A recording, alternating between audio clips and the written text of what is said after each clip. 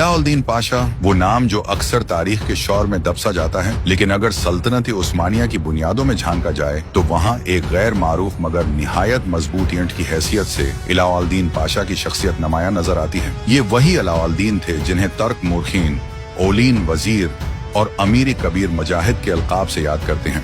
उनका असल नाम अलाउद्दीन अली था और वो राबिया बाला खातून के फर्जंद और मशहूर बुजुर्ग शेख अदबाली के निवासी थे। उस्मान गाजी के बेटे और मशहूर फातिह और खान गाजी के सूगे भाई। तारीख दानों में आज तक इख्तिलाफ है कि अलाउद्दीन बड़े थे या और खान। कुछ का कहना है कि अलाउद्दीन उम्र में बड़े थे, मगर सल्तनत की बागडोर और खान के हाथ में गई। मौरख हुसैन हुसामुद्दीन के मुताबिक जब उस्मान गाजी का इंतकाल हुआ तो अलाउद्दीन की उम्र 20 बरस थी और इसी दौर में एक अहम मशूरती मजलिस हुई, बुलाई गई, जिसमें उस्मान के बेटों और दीगर अहम अमायदीन ने शिरकत की। इस मजलिस में और खान ने 2 तजावीज पेश की, या तो अलाउद्दीन सल्तनत संभालें या रियासत को 2 हिस्सों में तकसीम कर दिया जाए। लेकिन अलाउद्दीन ने दोनों तजावीज को मुस्तरद कर दिया। न सिर्फ इनकार किया बल्कि वालहाना अंदाज में और खान के हाथ पर बियात की। एक ऐसा फैसला जो अगर बर वक्त न लिया जाता तो सल्तनत उस्मानिया की बुनियाद ही तनाज़ुआत से लर्ज़ उठती।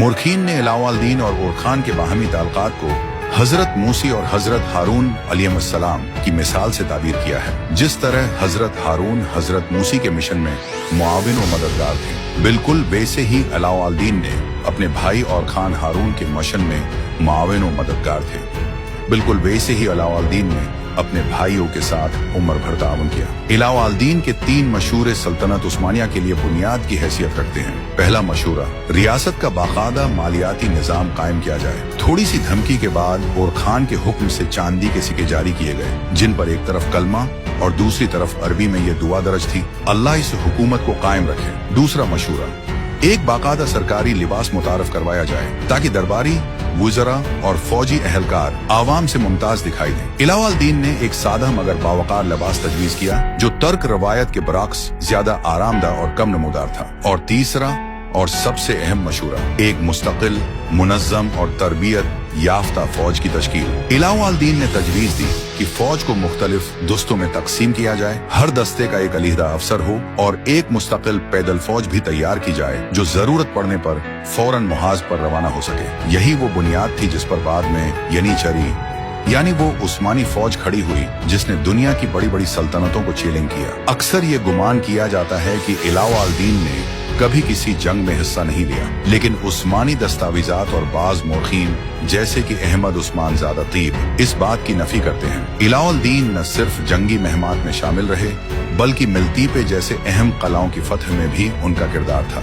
यही वजह है कि उनके नाम के साथ अमीर कबीर मुजाहिद का लक़ब इस्तेमाल होता है। ये वो शख्सियत थे जिनके लिए सल्तनत उस्मानिया में सबसे पहले पाशा का लक़ब इस्तेमाल किया गया। चूंकि तुर्कों में बड़े बेटे को इज्जतान पाशा कहा जाता था, इसलिए अलाउद्दीन इस लक़ब से जाने गए। उनकी जाती जिंदगी निहायत सादा और परहेजगाराना थी। तारीख में उनकी सिर्फ एक बीवी का जिक्र मिलता है जो गालिबन एक तुर्क सरदार की होगी। बेटी थी, उनके 8 बच्चे थे, 5 बेटे, खुजर बे, कजल बे, इब्राहिम बे, मोहम्मद बे, शामी चलबी और 3 बेटियां, ताजी खातून, आयशा खातून, पाशा खातून। अलाउद्दीन की नस्ल उनके बेटे खुजर बे से आगे चली। बाकी बच्चों की औलाद के बारे में तारीख खामोश है। उन्होंने अपनी सारी जिंदगी बगैर किसी अहदे या ख्वाहिश के सिर्फ एक चीज मांगी, एक छोटा सा गांव फदर। आज ये गांव अलाउद्दीन महलसी कहलाता है जो बुरसा के मगरिब में वाक़ है। जब और खान जंग में मसरूफ होते तो सल्तनत के इंतजामी मामलात अलाउद्दीन के स्पर्द होते। उन्होंने बुरसा में पहली उस्मानी मस्जिद तामीर करवाई और एक खानकाह भी बनवाई जहां वो इबादत और रियाजत में वक्त गुजारते। 33 में उनका इंतकाल बेगा किला में हुआ और उनकी तदफीन उनके भाई और खान के पहलू में की गई। यूं एक खामोश, वफादार, दूरअंदेश और सादा इंसान अपनी खदमात के नुकूश तारीख की संगीन दीवारों पर छोड़कर हमेशा के लिए अमर हो गया।